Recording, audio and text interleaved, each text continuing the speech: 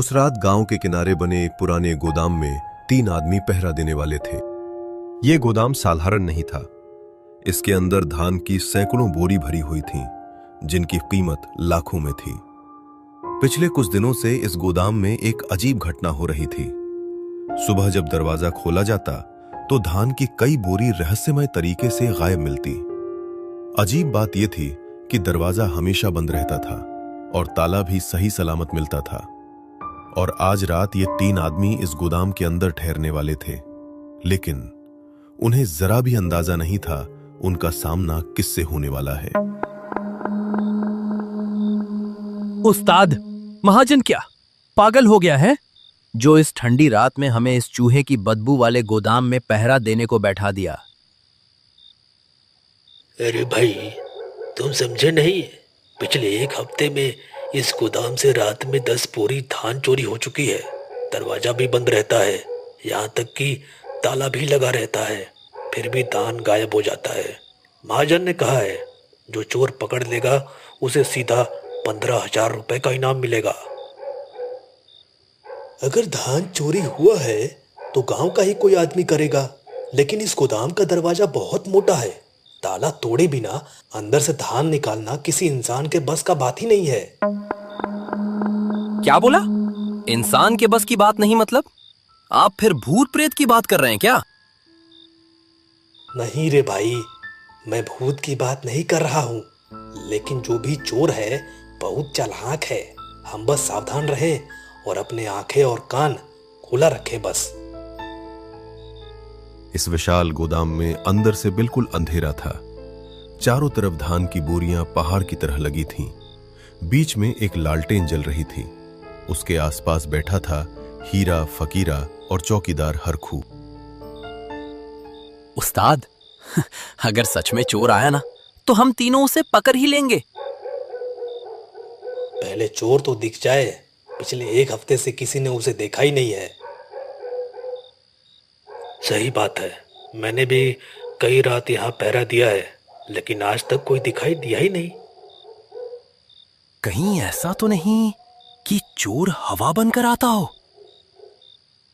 अरे चुप रहे, ऐसी बात मत कर, रात में वो भी। अरे भाई, फकीरा को मजाक करने दे, वैसे भी रात लंबी है, कुछ ना कुछ बात करते रहना अच्छा है। सही कहा उस्ताद, वरना यहाँ बैठे बैठे तो नींद ही आ जाएगी। नींद तो मुझे भी आ रही है, लेकिन क्या करें, पैसों की बहुत जरूरत है। क्यों भाई, घर में सब ठीक तो है? ठीक कहा है, मेरे पिताजी बहुत बीमार हैं। डॉक्टर ने दवा लिखी है, लेकिन दवा के लिए पैसे नहीं है। इसलिए मैंने सोचा अगर आज चोर पकड़ लिया तो जो 15,000 रुपए मिलेंगे उसी में से उनका इलाज करवा दूंगा। अरे, भोलेनाथ चाहेंगे तो सब ठीक हो जाएगा, आप चिंता मत करो हरखू भाई। हाँ फकीरा ठीक कह रहा है, वैसे मुझे भी इस पैसों की जरूरत है। आपको भी? क्यों उस्ताद? मेरा लड़का है ना, उसे क्रिकेट खेलने का बहुत शौक है। कई दिनों से मेरे पीछे पड़ा है। कहता है बाबा, मुझे शहर के क्रिकेट क्लब में भर्ती करा दो। अरे वाह, ये तो अच्छी बात है। अच्छी बात तो है, लेकिन उसके लिए पैसे भी तो चाहिए। क्लब में भर्ती होने के लिए फीस देनी पड़ती है, और ऊपर से बैट, बॉल, जूते सब खरीदना भी तो पड़ता है। फिर आपने क्या कहा उसे? मैंने उसे कहा है, बेटा अभी हमारे पास इतने पैसे नहीं है, लेकिन वो रोज कहता रहता है बाबा एक दिन मैं बड़ा क्रिकेटर बनूंगा। अरे हो सकता है भाई, किस्मत किसे कहां पहुंचा दे कोई नहीं जानता। हाँ, बस यही सोचकर दिल मान जाता है। इसलिए मैं भी सोच रहा था अगर आज चोर पकड़ा गया तो सबसे पहले अपने बेटे को क्रिकेट क्लब में भर्ती करा दूंगा। वाह उस्ताद, फिर तो हमें चोर को पकड़ना ही पड़ेगा। आज अगर वो चोर यहाँ आया तो बचकर नहीं जाना चाहिए। ये तीनों आपस में बातें कर ही रहे थे कि अचानक एक आवाज आई। गोदाम के अंदर फिर से सन्नाटा छा गया। तीनों चुपचाप बैठे बाहर के अंधेरे को सुन रहे थे। तभी अचानक बाहर से ठंडी हवा चलने लगी और टिन की छत पर खरोंच जैसी आवाज आने लगी। अरे ये ऊपर से कैसी आवाज आ रही है? बिल्ली है क्या?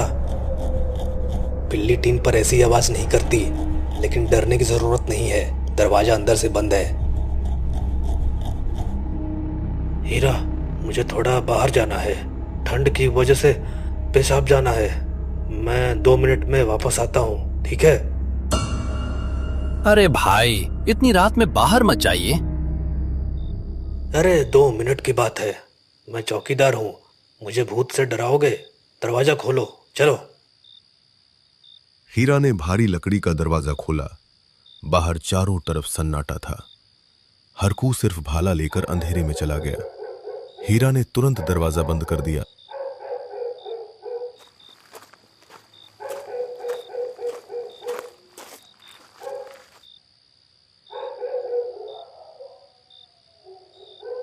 उस्ताद, मुझे अच्छा नहीं लग रहा। अगर चोर ने हरखू भाई पर हमला कर दिया तो? हरकू अकेला नहीं है, उसके पास भाला है। तू चुपचाप बैठा रहे, कुछ नहीं होगा। ठीक 5 मिनट बाद दरवाजे पर 3 बार दस्तक हुई। हीरा भाई, दरवाजा खोलो, मैं हरखू हूँ।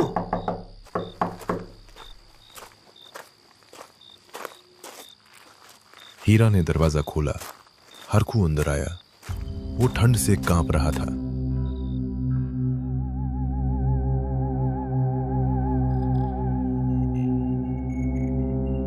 क्या हुआ भाई, चोर दिख गया क्या?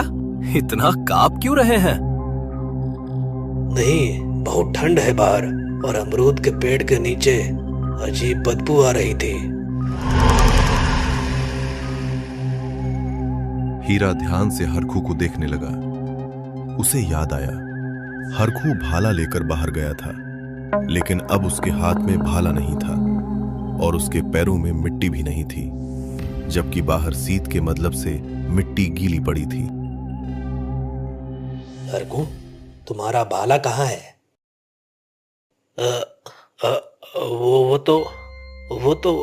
वो तो मैं बाहर पेड़ के पास रखाया, भूल गया। सुबह ले लूंगा, कोई दिक्कत नहीं है। हीरा समझ गया, ये असली हरखू नहीं है। कोई रूप बदलने वाला पिशाच हरखू बनकर अंदर आ चुका था। हीरा ने धीरे से फकीरा को इशारा किया, उसे सावधान करने के लिए। तभी अचानक दरवाजे पर जोरदार धमाका हुआ। हीरा भाई, दरवाजा खोलो, मुझे बचाओ, मेरे पीछे कोई आ रहा है, जल्दी दरवाजा खोलो। ये देखकर दोनों के होश उड़ गए। कमरे में सन्नाटा छा गया। फकीरा डर से जम गया। एक बार बाहर दरवाजे की तरफ देखता, एक बार सामने बैठे हरखू को। उस्ताद, अगर बाहर असली हरखू है तो हमारे सामने बैठा ये कौन है? बाहर तो तेरी ही आवाज आ रही है हरखू। क्या तू 2 बन गया है? मादुर पर बैठा हरखू धीरे धीरे सिर उठाता है। उसकी आंखें अब इंसानों जैसी नहीं थीं, वे सफेद और शीशे जैसी चमक रही थीं।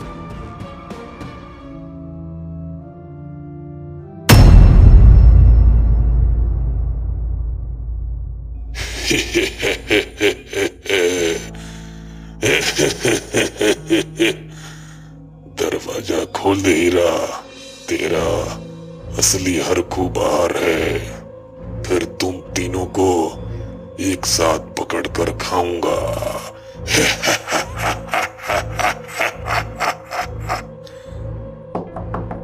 बाहर असली हरखू अभी भी दरवाजा पीट रहा था। अंदर पिशाच भयानक हंसी हंस रहा था। दोनों तरफ खतरा था। दरवाजा खोलना भी मौत और बंद रखना भी मौत। दरवाजा के उस तरफ हरखू पागलों जैसे दरवाजा पीटता रहा। हीरा भाई, और अंदर जो हरकू के भेस में पिशाच बैठे भयानक तरीके से आंख बाहर करके लगातार हंसता जा रहा था। हीरा और फकीरा अब समझ गया थे कि वे सब अब बहुत बड़ी मुसीबत में पड़ चुके हैं। क्या हुआ रे हीरा, डर क्यों रहा है?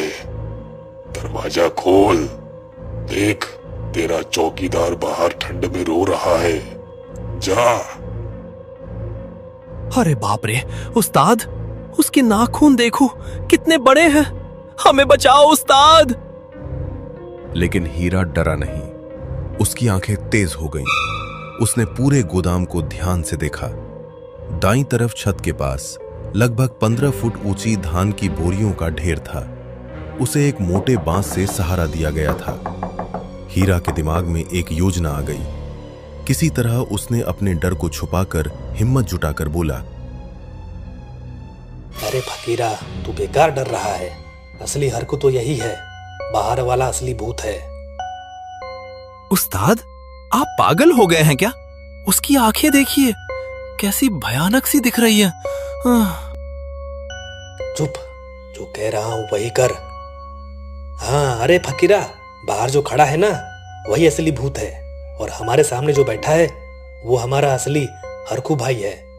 तू ज्यादा दिमाग मत लगा, ठीक है? बहुरूपी पिशाच हीरा की बात सुनकर कुछ पल के लिए रुक गया। उसने सोचा, क्या इंसान सच में इतना मूर्ख हो सकता है कि अपनी आंखों के सामने पिशाच देखकर भी उसे पहचान ना पाए? लेकिन शैतान बहुत घमंडी होते हैं। उन्हें इंसानों की यही मूर्खता एक अच्छे मौके की तरह लगती है। क्यों हरकू भाई, मैं सही कह रहा हूं ना? आप ही असली हरकू है ना, और बाहर जो खड़ा है वो नकली है ना? हाँ, तू बिल्कुल सही कह रहा है हीरा। मैं ही असली हरकू हूं, बाहर जो खड़ा है वही शैतान है। पिशाच मन ही मन हंसने लगा। उसने सोचा, आज तो बहुत अच्छा मौका मिल गया है। पहले बाहर वाले को मारूंगा, फिर अंदर बैठे इन दोनों को खा जाऊंगा। ठीक है, तो फिर ऐसा कीजिए, आप जाकर दरवाजे के ठीक सामने खड़े हो जाइए। मैं अभी कुंडी खोलता हूं, जैसे ही दरवाजा खुले आप बाहर वाले भूत को पकड़ लेना, ठीक है? हाँ, खोलो, दरवाजा खोलो। आज उस बाहर वाले को मैं जिंदा नहीं छोड़ूंगा।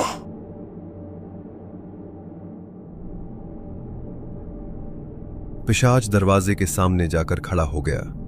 उसके पीछे 15 फुट ऊंची बोरियों का ढेर था। हीरा धीरे से दरवाजे के पास गया और आंखों से फकीरा को इशारा किया। फकीरा, मैं 3 तक गिनूंगा, तू बस बांस को पकड़कर पूरी ताकत से खींच देना। लेकिन उस्ताद, ऐसा किया तो धान की सारी बोरियां गिर जाएंगी। हाँ, और वो सीधे उसके सर पे गिरेगा। पिशाच अपने बड़े बड़े नाखून वाले हाथ दरवाजे की तरफ बढ़ाकर खड़ा था। हरकू भाई तैयार हो, मैं खोल रहा हूं। 1, 2। हाँ, खोल हीरा, जल्दी खोल, मुझे बहुत भूख लगी है। 3, फकीरा खींच। फकीरा ने अपनी पूरी ताकत लगा दी। जैसे ही सहारा हटा, 15 फीट ऊंचे धान के बोरों का पहाड़ धड़ाम से गिर पड़ा। हजारों किलो वजन वाले बोरे सीधे पिशाच के ऊपर गिर गए। एक पल में पिशाच दब गया। नीचे से सिर्फ कराहने की आवाज आ रही थी।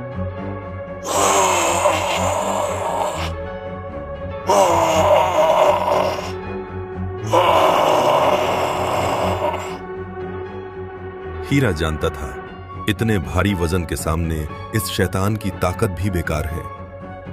उसी पल हीरा ने दरवाजा खोल दिया। बाहर खड़ा असली चौकीदार हरकू उसके हाथ में अभी भी भाला था और वो ठंड से कांप रहा था। हीरा भाई, वो मुझे मार ही देता। वो मेरा रूप लेकर अंदर जाने की कोशिश कर रहा था। बात करने का समय नहीं है, फकीरा जल्दी बाहर निकलो। तीनों तेजी से बाहर भागे। दरवाजा बंद कर दिया गया। बाहर से भारी लोहे का ताला लगा दिया गया।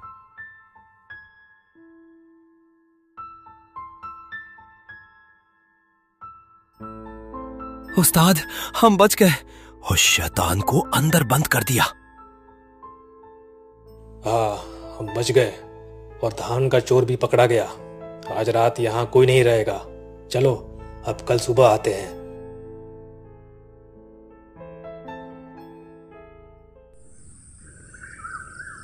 अरे हीरा, तूने कहा था चोर अंदर है, पर अंदर तो सिर्फ धान के बोरे हैं। फकीरा ने एक एक करके बोरे हटाए और नीचे देखकर सब चौंक गए। वहां एक विशाल मरा हुआ जंगली बिल्ली जैसा जानवर पड़ा था। उसके पंजे बहुत ही बड़े बड़े थे और आंखें पीली। महाजन जी, यही जानवर पिछले एक हफ्ते से इंसान का रूप लेकर धान खा रहा था, लेकिन कल रात ये बोरे के नीचे दबकर मर गया। शाबाश हीरा, तूने सिर्फ मेरा धान नहीं, गांव वालों की जान भी बचाई।